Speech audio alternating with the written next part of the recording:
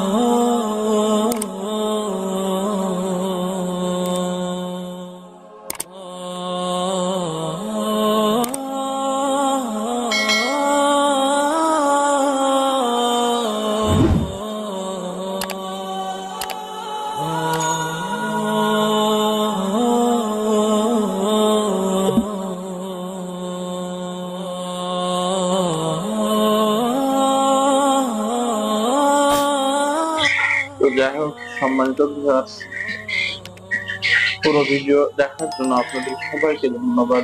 ভিডিওটি যদিও বড় হয়েছে, কিন্তু একটি মর্মান্তিক